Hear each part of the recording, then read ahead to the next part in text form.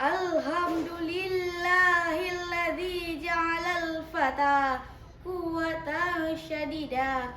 Wassalatu wassalamu ala nabiyil mustafa wa ala alihi wa ashabbihi ahli sidqi wal wafa. Amma ba'du. Sahabat da'i milenial dimanapun kalian berada, sejarah telah mencatat bahwa Rasulullah merupakan sosok pemimpin yang luar biasa.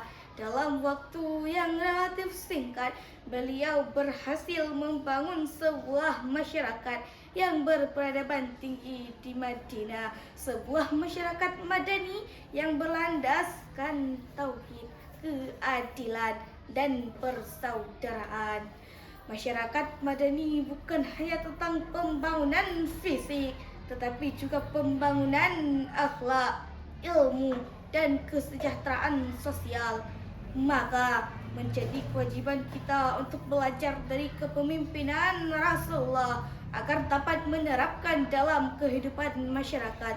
Maka pada kesempatan kali ini, izinkan saya membawakan sebuah syarahan yang berjudul Kepemimpinan Rasulullah dalam Membangun Masyarakat Madani dengan landasan Al-Quran. Surah Al-Ahzab ayat 21. Allah berfirman, Bismillahirrahmanirrahim. Laqad kana lakum fi Rasulillahi uswatun hasanah liman kana yarjullaha wa yawmal akhir wa dzakarallaha katsira. Artinya, sesungguhnya telah ada pada diri Rasulullah itu suri teladan yang baik bagimu dan bagi orang-orang yang mengharap rahmat Allah dan kedatangan hari kiamat, serta yang banyak mengingat Allah.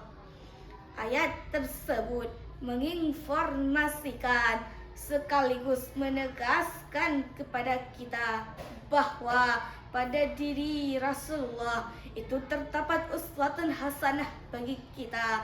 Rasul merupakan figur yang luhur, contoh yang tinggi yang harus ikuti dengan sepenuh hati, baik perkataan maupun perbuatan. Sebagaimana penegasan Imam Ali As-Sabuni dalam Safatul Tafasir, Rasul istelangking Quran. Akhlak Rasul ibarat Al-Quran yang berjalan. Sementara itu, Ibnu Khaldun dalam mukaddimahnya mengatakan, mulku satu syartani fil iqamati dini wad dunya. Kekuasaan dan politik adalah dua syarat utama untuk menegakkan agama dan kehidupan dunia.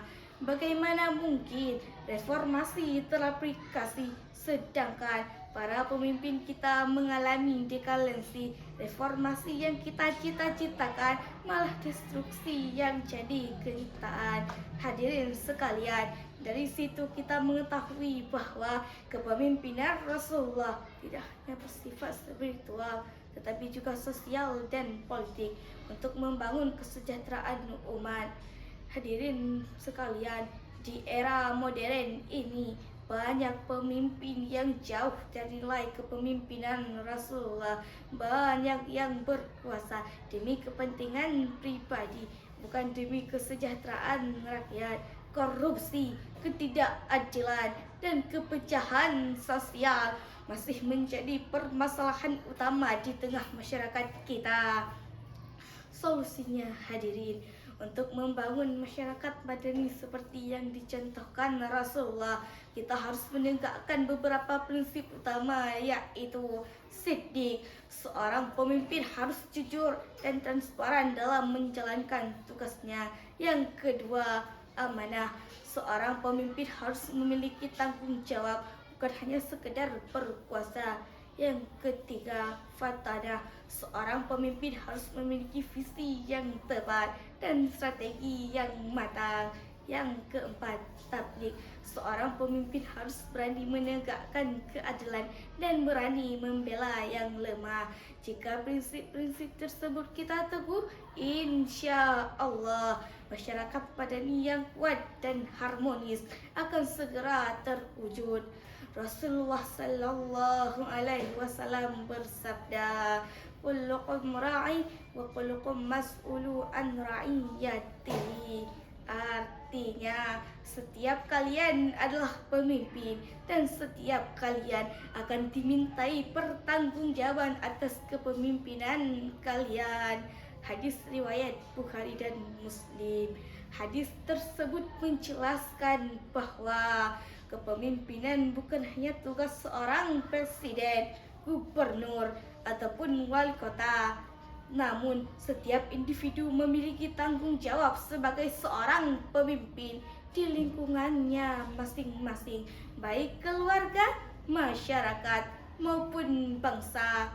Hadirin sekalian, dapat kita ambil kesimpulan bahwa Rasulullah Sallallahu Alaihi Wasallam merupakan teladan terbaik bagi kita. Beliau memimpin dengan kasih sayang, keadilan, dan kebijaksanaan.